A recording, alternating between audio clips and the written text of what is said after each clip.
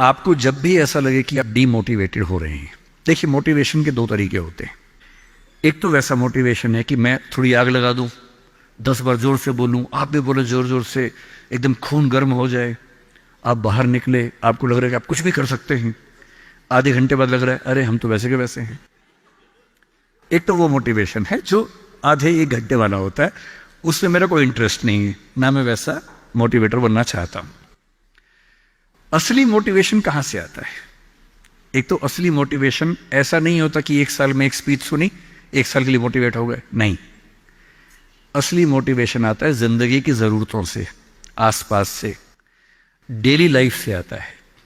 और daily life से motivation चाहिए तो क्या करना चाहिए? ये मैं 3-4 टिप्स दे रहा हूं, आप सब इसको फॉलो करें, आपको डीमोटिवेशन कम से कम नहीं होगा। एकदम आराम से जिंदगी जीनी है, दुखी होना ही नहीं है। सबसे पहली बात, अपने आप से इतनी उम्मीदें नहीं पाल लेनी है जो पूरी नहीं हो सकती। और मैं आमतौर पर जब मोटिवेशन के लिए कोई मुझसे कहता है ना, मैं कहता हूं बच्चों को मत बुलाइए, उनके पेरेंट्स को बुला लीजिए। पेरेंट्स को समझाना ज्यादा जरूरी होता है कि बच्चों से इतनी उम्मीदें ना पाल लें कि बच्चों को जीना मुश्किल हो जाए। पेरेंट्स की एजुकेशन ज्यादा जरूरी है। भाई मैं देखता हूं मेरा बेटा पढ़ने में ठीक है, बहुत तोप नहीं है, मैं चाहता भी नहीं कि तोप बने, ठीक से पढ़ ले, मस्त रहे एकदम। पर हमारे गली मोहल्ले में कुछ बच्चे तोप हैं, उनके माता पिता रात दिन लगे रहते हैं, मम्मी फिर से 10th क्लास कर रही हैं, पापा भी 10th क्लास कर रहे हैं, बच्चा भी कर रहा है, रात दिन माँ बाप भी पढ़ा रहे हैं उसको, बच्चा भी पढ़ रहा है, पूरी फैमिली 10th क्लास कर रही है। और बच्चे के 10th क्लास में 99.8% मार्क्स, उसके बाद भी दुखी, 0.2 क्यों नहीं आए? और हमारे वाला 50 में खुश रहता है कि बहुत आगे, काफी है, इससे ज्यादा क्या करेंगे? अगर आपने बच्चों से इतनी उम्मीदें पाली, इतना कंपटीशन में उलझा दिया, बेटा तुम्हें फर्स्ट आना है, टॉप करना है, 100% लाना है, ये करना है, वो करना है, आपका बच्चा कितना भी टॉप कर ले, वो कभी खुश इंसान नहीं बन पाएगा।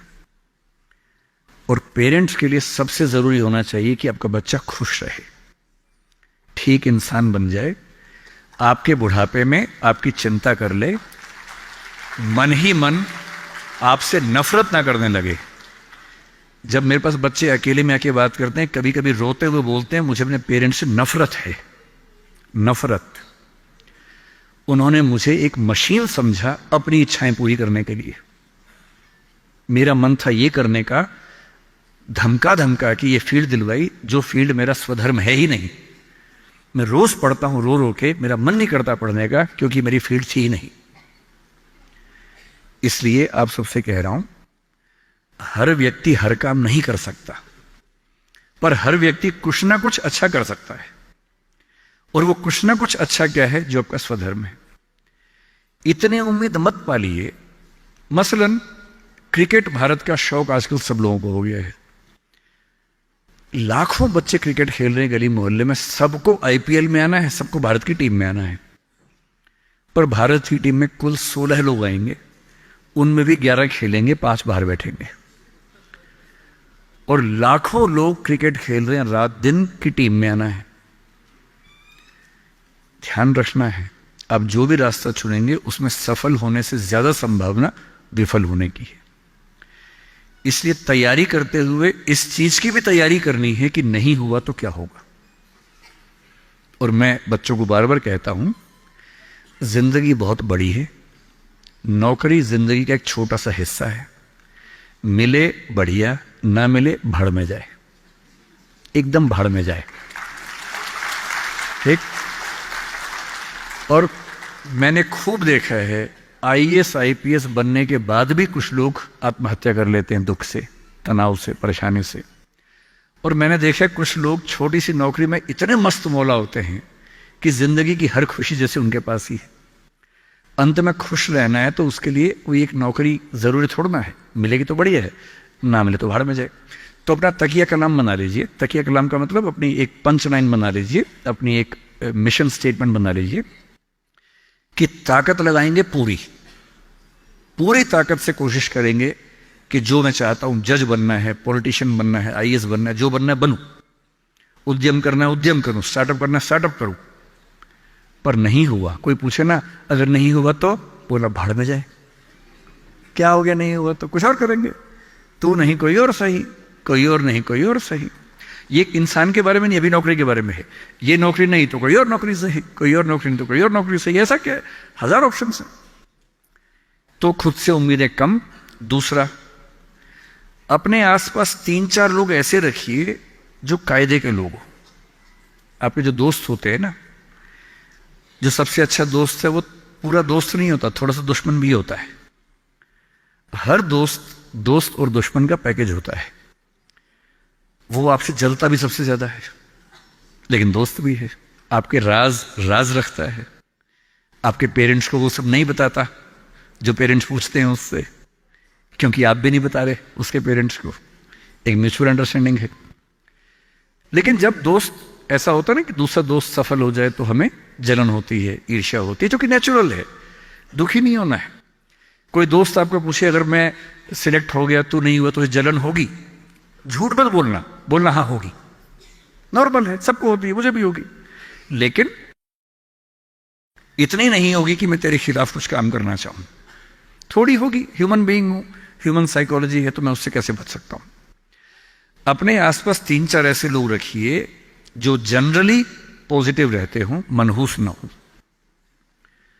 यह दुनिया मनहूस लोगों से भरी हुई है। आप कुछ भी करने लगेंगे, आप कहेंगे मैं सोच रहा हूं कि अपना काम शुरू करूं, लोग कहेंगे अरे पागल मर जाएगा, अरे पागल, तेरे खानदान में किसी ने किया आज तक, अरे तेरे बस की बात नहीं है, अरे छोड़ दे, तुझसे होगा ही नहीं, मैंने पहले ही कहा था नहीं होगा। इन मनहूसों से दूर रहिए। ऐसे 2-4 लोग जो थोड़ा पॉजिटिव हों और सोच समझ के सलाह दे।